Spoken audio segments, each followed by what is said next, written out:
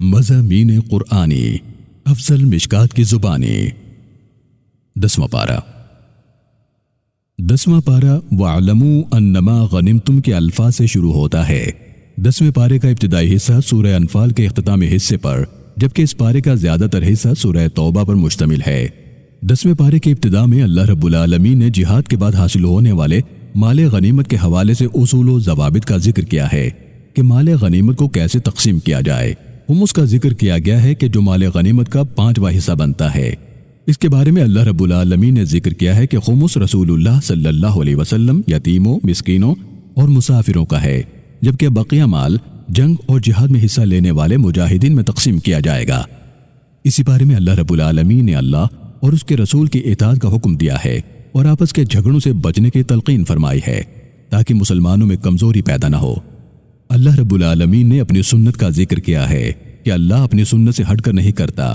وہ اس وقت تک کسی قوم کی حالت نہیں بدلتا جب تک کوئی قوم خود کو نہ بدلے۔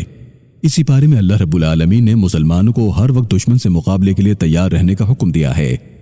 مصالحت کی صورت میں دشمن سے صلح کرنے کا کہا ہے، اور اگر دشمن دھوکہ دے تو فرمایا اللہ ہی تمہارے لیے کافی ہے۔ اللہ نے مسلمانوں کو جہاد کی ترغیب دی ہے اور حقیقی مومن کی پہچان بتلائی ہے کہ وہ اللہ کی راہ میں جہاد کرتا ہے، اللہ کے لیے گھر بار چھوڑتا ہے، اللہ کے لیے ان کو پناہ دیتا ہے، یہی حقیقی مومن ہے۔ پھر سورہ توبہ کا آغاز ہوتا ہے۔ یہ قرآن کریم کی واحد سورت ہے جس کے آغاز میں بسم اللہ نہیں پڑھی جاتی، کہ اس سورہ میں اللہ رب العالمین نے سخت وعیدوں اور اپنے غیظ و غضب کا ذکر کیا ہے۔ اسی سورہ اور پارے میں اللہ رب العالمین نے مشرکین کی سخت گرفت فرمائی ہے۔ مشرکین سے اعلان دستبرداری کیا گیا ہے۔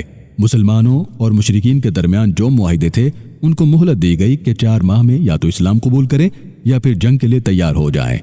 مشرکین کے پاس بیت اللہ کی تولید تھی جو ان سے واپس لے لی گئی، اور آئندہ کے لیے مشرکین کا مکے میں داخلہ بند کر دیا گیا کہ وہ ناپاک ہیں۔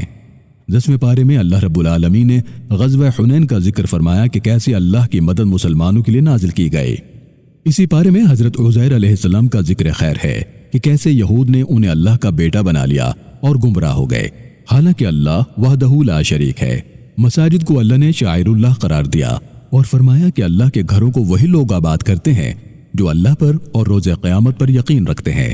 اسی پارے میں اللہ رب العالمین نے مال و زر کو جمع کرنے یعنی اس سے محبت کرنے کے حوالے سے ذکر فرمایا کہ حد سے زیادہ بڑی ہوئی مال کی محبت انسان کو گمراہ کر دیتی ہے، اس سے بچنا چاہیے۔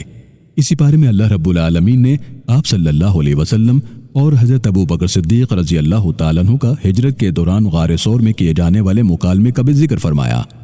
جب کفار آپ صلی اللہ علیہ وسلم کی تلاش میں غار ثور کے دہانے تک پہنچ گئے تو ابو بکر رضی اللہ تعالیٰ عنہ پریشان ہوئے۔ اللہ نے اس موقع پر تسلی دی کہ غم نہ کرو، اللہ تمہارے ساتھ ہے۔ 10ویں پارے کے آخری حصے میں جا کر اللہ رب العالمین نے زکوٰۃ اور زکوٰۃ کے مصارف کا تفصیل سے ذکر فرمایا کہ زکوٰۃ کن کن لوگوں کو ادا کی جا سکتی ہے۔ وہیں پر اللہ رب العالمین نے منافقین کی خصلتیں اور مومنین کی صفات کا ذکر فرمایا۔ منافقت سے بچنے اور مومنوں والی صفات اپنانے کی حوصلہ افزائی فرمائی۔ پارے کے آخر میں اللہ رب العالمین نے منافقین کے لیے دعائے مغفرت کرنے سے منع فرمایا اور منافقین کا جنازہ پڑھنے سے بھی اجتناب کرنے کا ذکر فرمایا۔ اللہ تعالی ہم سب کو قرآن حکیم پڑھنے، اس پر عمل کرنے اور اس کی تعلیمات کو احسن طریقے سے دوسروں تک پہنچانے کی توفیق عطا فرمائے۔ آمین۔